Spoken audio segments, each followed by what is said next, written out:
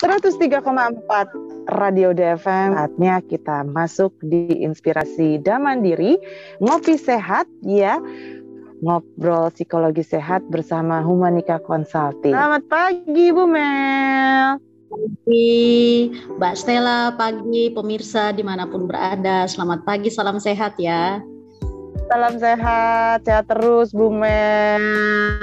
Bu Mel, hari ini jatahnya anak-anak nih. Kita mau ngomongin nih mengenai anak-anak.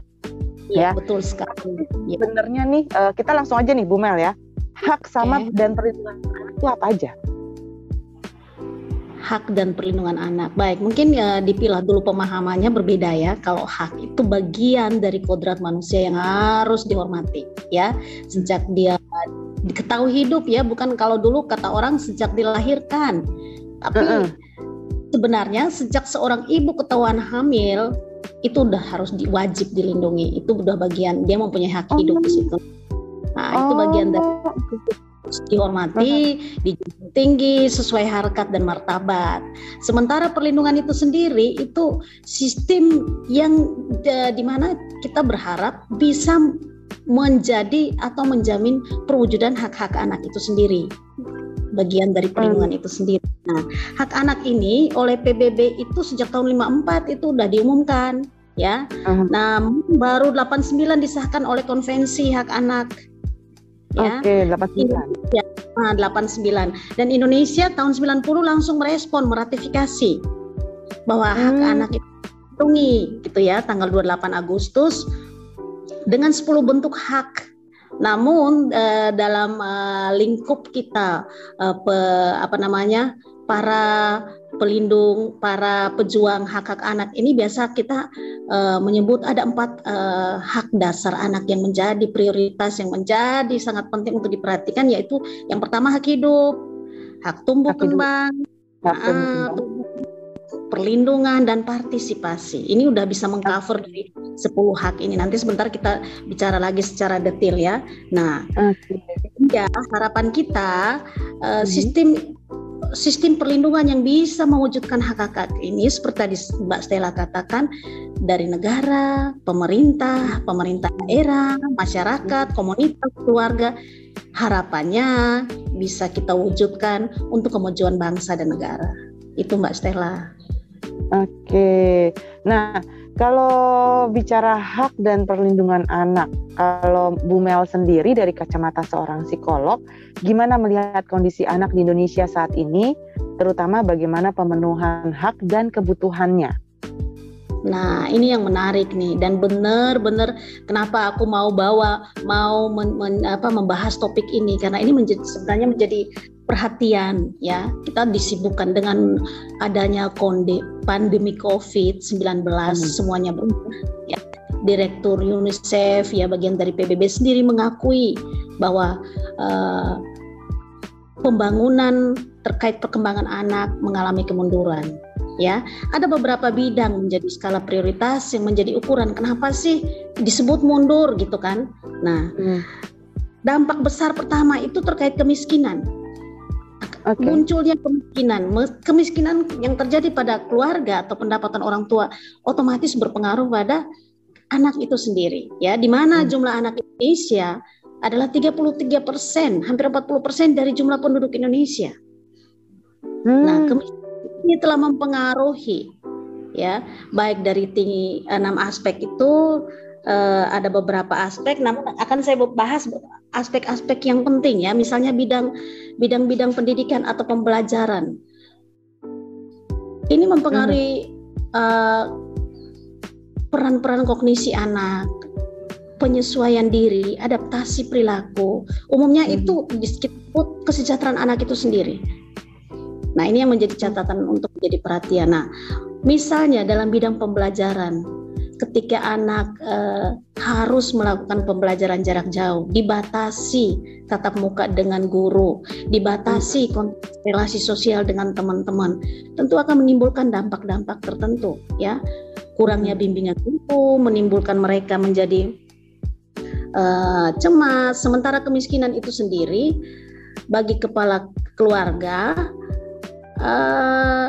tentu akan mempengaruhi gaya hidup, pola belanja. Nah, dalam penelitian-penelitian yang dilakukan UNICEF, ketika kondisi ekonomi menjadi menurun, mereka mengurangi asupan makanan. Nah, ini mempengaruhi pada gizi dan daya tumbuh kembang anak. Ya, juga mereka jadi lebih terbebani dengan biaya hidup yang tinggi ketika anak harus belajar jarak jauh dengan biaya internet, ya, penggunaan biaya hidup terkait pulsa. Nah, ini berdampak benar-benar pada fisik, ya, kurangnya asupan makanan yang sehat, ya, pada fisik tentunya, pada kognisi. Nah, kembali lagi pada pembelajaran tadi, ketika interaksi sosial anak yang selama ini sebelum pandemi COVID paling banyak adalah dengan pihak dunia pendidikan, di mana mereka bisa berrelasi dengan guru, mendapat bimbingan, dengan kelompok sebaya untuk bermain, memenuhi hak mereka, ya. Bermain merupakan salah satu hak anak. Nah, ketika itu tidak terjadi, akan menimbulkan beberapa dampak, ya. Kurangnya bimbingan menimbulkan mereka cemas, juga di situ dicatat bahwa terjadi peningkatan angka putus sekolah, terutama kalau berisiko meningkatkan sekolah, karena ya udahlah, kadang-kadang mereka memutuskan saya ikut bantu orang tua dengan kondisi ekonomi yang seperti ini. Dan yang terutama dari catatan yang ada adalah terjadi peningkatan pernikahan usia dini, ya. Data dari Pengadilan Agama mencatat adanya peningkatan permintaan dispensasi pernikahan ketika tahun 2019 hanya sekitar 23.000, tahun 2021 meningkat menjadi 64.000. Wow, banyak banget peningkatannya. Nah, dan risiko lain juga bisa melibatkan anak dalam kegiatan-kegiatan berisiko yang bersifat eksploitatif lainnya. Kalau aku nih kadang nih yang paling miris, ini kok semakin banyak ya anak-anak jalanan. Bener nggak sih? Aku melihat bahwa anak adalah aset, bener-bener aset buat orang tuanya. Buat aku sih kayak gitu kan ya Bu Mel. Bukan aset-aset yang gimana, bener-bener aset. Jadi akhirnya aku melihat satu keluarga itu punya anak banyak dan semuanya dikerahkan menjadi anak jalanan. Tanggapan Bu Mel nih gimana nih? Ya, memang seperti saya bicarakan sebelumnya, bahwa dampak COVID juga bisa memberikan resiko kecenderungan untuk anak terlibat dalam praktek-praktek seperti itu. Ya, itu dia, ya, baik secara sadar maupun tanpa sadar. Karena ajakan teman gitu kan, ketika di jalanan dia bisa mendapatkan sesuatu yang bisa memenuhi kebutuhan dia akan lakukan dengan senang hati. Meskipun ada beberapa praktik memang benar-benar dieksploitasi oleh orang dewasa, siapapun itu. Tetapi biasanya kasus-kasus seperti ini akibat daripada dilakukan oleh orang-orang yang dikenal oleh anak, ya, punya kepercayaan terhadap orang tersebut. Nah, ketika ada kasus satu, ya memang dasar dari ketidakmampuan orang tua itu sendiri, ya. Sebenarnya negara telah menyediakan beberapa akses layanan yang bisa diakses oleh orang tua. Ketidakpahaman orang tua, komunitas, masyarakat terkait hak anak itu sendiri. Kenapa saya hadir di sini hari ini? Ini juga menjadi satu penyebab, ya. Kita juga tidak bisa menyalahkan masyarakat sepenuhnya, tapi ternyata memang mereka tidak paham bahwa anak itu punya hak dan dilindungi oleh undang-undang. Ketika kalian salah memperlakukan, kalian bisa dituntut meskipun orang tua, itu kan. Nah, pemahaman ini dengan tekanan kondisi sosial mereka yang seperti tadi cenderung menurun karena efek pandemi COVID, makin memperkuat anak untuk terlibat dalam praktek-praktek turun ke jalan seperti itu. Meskipun memang ada yang ya seperti itu tadi, putus sekolah karena memang orang tua tidak mampu, ya seperti itu. Glowing gile, putih nggak kelihatan. Ya.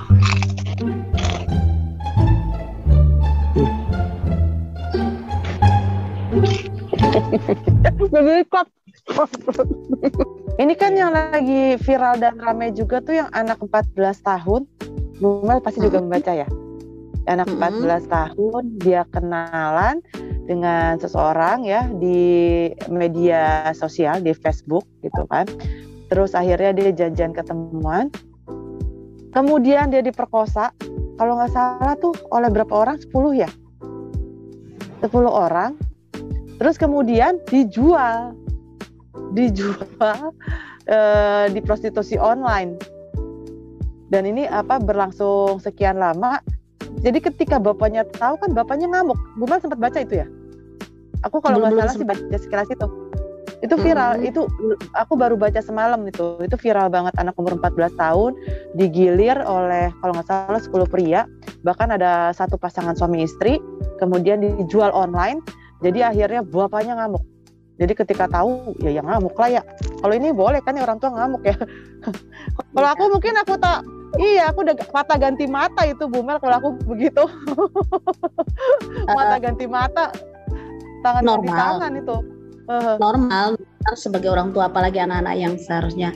Nah, kalau dalam kondisi seperti itu kita juga orang tua perlu ketenangan, ya, ketenangan untuk bisa mencari solusi yang tepat. Karena kadang-kadang respon keluarga, orang tua kandung wajarlah gitu kan. Kadang-kadang kalau dalam sistem kerapatan Indonesia kan kadang respon se-RT, sedesa, sekota, nah itu malah memperkeruh suasana. Sementara anak ketika dalam hubungan, kasus-kasus mereka juga tertutup seharusnya. Kalau mereka dilindungi dengan kasus-kasus. Di media sosial pun ada etika, ya. Memang ada salah satu jenis kekerasan muncul di tahun-tahun terakhir ini dengan adanya media online, yaitu kekerasan digital. Nah ini juga sementara banyak ketika kekerasan digital ini juga sebagai untuk diketahui bahwa pegiat-pegiat anak ya, Women Foundation banyak juga, UNICEF juga melibatkan Twitter, Facebook, WhatsApp, banyak telah kita diadakan pendekatan untuk bagaimana konten-konten yang melindungi anak, tapi tetap aja ada gitu kan, 1-2 tetap pasti untuk melindungi pornografi, anak dari pornografi atau anak daripada eksploitasi dengan bujuk rayu melalui medsos, kasus yang Mbak Stella bicarakan. Nah, tadi saya katakan ketika kita memberikan pengasuhan terbaik, pola komunikasi yang terbuka, itu pasti tidak akan berlangsung. Karena anak akan menunjukkan gejala-gejala dampak dari kekerasan itu sendiri. Meskipun dia tidak bercerita, ketika kita orang tua selalu hadir dalam tumbuh kembang mereka, kita akan menyadari, ada apa nih? Biasanya dia ceria, kok jadi diem? Kok dia lebih banyak mengurung diri? Nah, perubahan perilaku itu yang membantu kita untuk mendeteksi apakah benar ada yang berubah ini, ada konsekuensi dari hal-hal apa saja dalam tumbuh kembang anak. Nah, sehingga kita akan lebih cepat mengetahui apa yang terjadi pada anak kita sendiri. Seperti itu Mbak Stella. Oke, ini sepertinya ada salah pengertian dari Mami Ratu Dayaks nih, Bumel nih. Dia katanya bilang, bahwa saya mau meluruskan katanya, bahwa tidak semua anak jalanan diperas tenaganya sama orang tuanya untuk mencari uang di jalanan. Anak jalanan juga ada yang sekolah seperti yang lain. Karena saya bersama donatur-donatur lain terjun langsung ke lapangan untuk mengajari anak-anak jalanan. Ya. Dan mengajari anak-anak di jalanan bilang nggak corona. Jadi jangan Mbak Stella beranggapan bahwa anak-anak jalanan itu hanya mencari uang, tapi juga belajar mata pelajaran di sekolah seperti anak yang lain. Anak jalanan bukan sampah masyarakat, tapi anak di jalanan berhak hidup mendapatkan pendidikan. Ya setuju, aku setuju sekali. Aku tidak pernah bilang bahwa anak jalanan itu sampah masyarakat, Mami DJ. Tidak pernah keluar dari mulut aku ngomong itu, ya, Mami DJ catat. Tadi aku bilang kan kasus karena keadaan yang kondisi mereka yang tidak mampu, terpaksa mereka harus di jalan. Siapa sih mau gitu kan? Anak-anak juga sebenarnya Mami DJ di note, aku tidak pernah keluar dari mulut, dari Bumel juga nggak pernah bilang anak-anak itu sampah masyarakat, anak-anak jalanan ya. Kita nggak pernah ngomong ya Bumel ya. No, justru harus dilindungin. No. Nah, jangan itu kasuistik ada 1-2 ya dieksploitasi karena kita menangani kasus-kasus anak. Iya. Tetapi makanya tadi saya bilang kan udah pemerintah ya bahkan komunitas banyak yang telah menyediakan dari awal. Akses bisa dijangkau, hanya ketika orang tua tidak paham. Ya, kadang-kadang teman-teman komunitas udah berusaha nih kita sediakan nih sarana prasarana belajar. Kamu bantuin mama dulu. Nikul ini apa gitu untuk dijual untuk ini. Jadi kadang-kadang teman-teman orang tua ini yang perlu kita bantu untuk bagaimana melindungi anak dalam keterbatasan apapun. Gitu. Mau di kolong jembatan, mau di apapun itu bahkan dengan keterbatasan kita kasih yang terbaik buat mereka. Seperti itu. Idealnya seperti itu. Betul. Misalnya ya tadi itu mungkin ada donatur-donatur yang memberikan pendidikan gratis, mereka bisa tetap bersekolah gitu kan. Mendapatkan pendidikannya dan semua wilayah ya kan, mungkin wilayah ini seperti itu good, tetapi ada wilayah lain yang tidak jangkau dan ini masih menjadi PR kita semua. Saya pikir Mami Ratu sangat konsen dengan pertanyaan yang diberikan. Saya pasti ini pegiat anak nih, pelindung anak nih, jadi ya itu yang menjadi PR kita bersama dalam peran dalam keseharian apapun, baju apapun yang kita gunakan, mari sama-sama kita lakukan itu. Perlindungan anak, Mbak Stella. Betul. Bu Mel, apa nih masukan dan tips agar para orang tua bisa memenuhi hak serta kewajiban anak? Ya, seperti tadi saya bilang, kita terkait kasuistiknya anak jalanan, ya. Ketika anak harus dan terpaksa berada di jalanan pun, meskipun tidak semuanya harus dieksploitasi, kata Bu Ratu tadi. Kita tidak bisa menyalahkan orang tua karena menurut saya biasanya ada kasus-kasus yang terjadi itu karena ketidakpahaman, sehingga pemerintah juga berupaya lewat lembaga-lembaga agama melakukan bimbingan sebelum pranikah. Remaja-remaja masjid, orang-orang muda Kristen, Katolik itu biasanya ada diupayakan pembinaan sebelum menikah sehingga paham bagaimana membesarkan anak dari semua sudut pandang, entah itu agama, alam, norma hukum, etika, tentu mewajibkan perlindungan anak itu sendiri. Nah, ketika orang tua sudah paham, apalagi itu darah dagingnya sendiri, atau bahkan kadang-kadang orang tua yang kita kasih berlebihan juga memelihara ya anak-anak yang dalam pengasuhan alternatif ini sangat berisiko, tetapi banyak orang yang punya cinta di luar sana. Nah, ketika orang tua ini paham, mereka pasti akan melakukan pengasuhan yang terbaik buat anak. Sehingga harapan saya ketika kita yang sudah paham makin menularkan pemahaman untuk membantu masyarakat kita untuk kepentingan terbaik buat anak. Itu dulu ya, berusaha. Selain itu kalau yang sudah paham tidak hanya berhenti di situ. Ayo kita tingkatkan kemampuan baik secara formal maupun tidak non formal, membaca, menonton, berkomunikasi dengan komunitas, ya. Istilahnya kita bahwa kita hadir di dunia ini ada orang lain. Dan ketika sudah paham, sudah berusaha yang terbaik bagi diri sendiri, kita juga memahami layanan yang telah disediakan oleh negara, disediakan oleh komunitas atau lingkungan sekitar yang bisa menjadi rujukan pemenuhan hak anak itu sendiri. Seperti tadi kayak Mami Ratu itu. Saya yakin banyak teman-teman di luar sana komunitas yang peduli anak dan telah berjuang bertahun-tahun. Nah, ini juga perlu diakses orang tua. Mungkin kalau misalnya saya mampu, anak saya tidak mengalami kondisi yang tidak menyenangkan, saya bisa merujuk anak orang lain, menolong anak-anak Indonesia yang lain untuk bisa mengakses layanan-layanan yang tersedia. Itu saja dari saya untuk para orang tua di rumah. Seperti itu, Mbak Stella.